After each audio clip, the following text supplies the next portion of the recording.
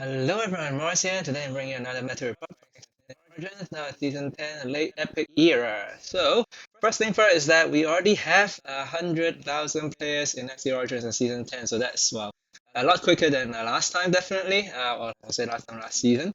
So yeah, it's doing good, I feel like, yeah, meaning like the player base is definitely increasing, well, slowly, but yeah, because the player base has been quite stagnant for many seasons, so now it's maybe it's a hint that things are going in the positive direction. Anyway, the other two thing is that turnip is still the main thing really, and yeah, Fury aggro, and then I guess like I now call it AOing, the wing horn, but like basically the feather AOE stuff, right? Those are still the most popular.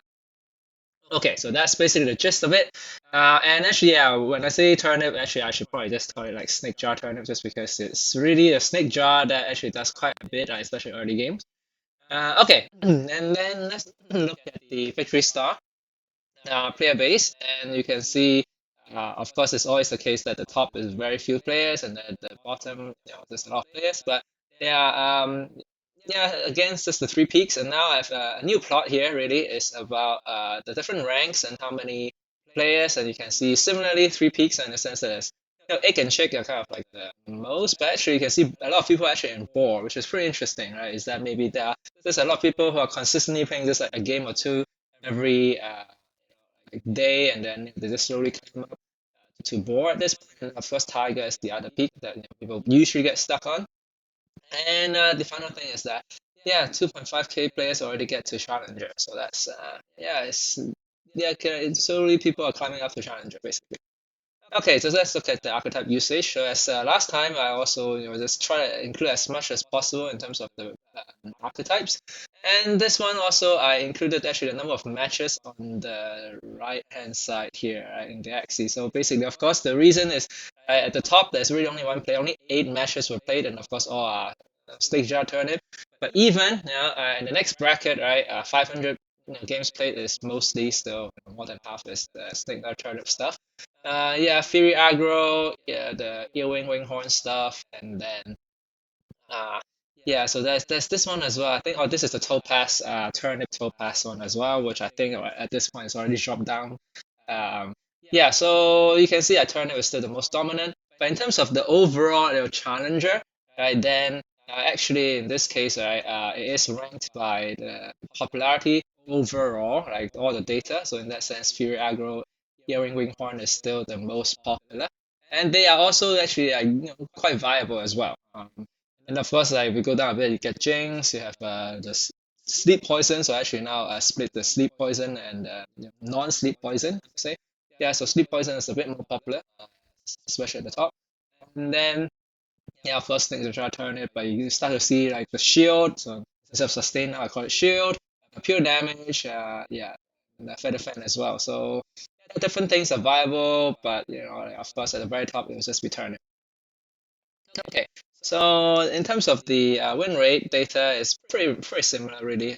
So that's why I think not much to say. I guess one thing is that you can see like Anemone not really doing too well. Sando, Leafy, or they're not the best.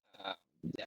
So yeah, I mean, of course, like different teams, depending on your AXP level, they can perform better than others as well. Like some actually do require high XP level to perform well.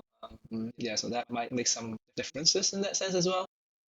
Okay, in any case, so get to the matchup, and to be honest, I really quite like this plot in the sense that there's quite a bit of diversity. When I say diversity, meaning like every archetype does have some sort of form of weaknesses, I would say. So in that sense, it's not like oh, there's one team that's dominating. Even though of course, yes, Snake Alternative is still has the highest win rate at the top and stuff, but it does struggle. Against Fury Aggro. Of course, this is only everyone challenger, including most actually it's mostly biased towards the um, lower challengers because there are a lot more matches being played there.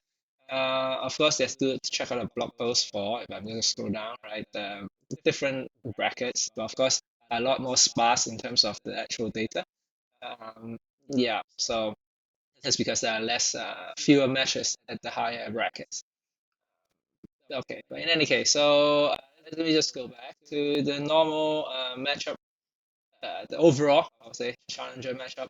And one thing I would say is that if you are the kind of player who just want to play a very polarizing kind of matchup, then Shield probably is the one for you, where there are some matchups where you just kind of auto lose, there are some that you kind of auto win, pretty much.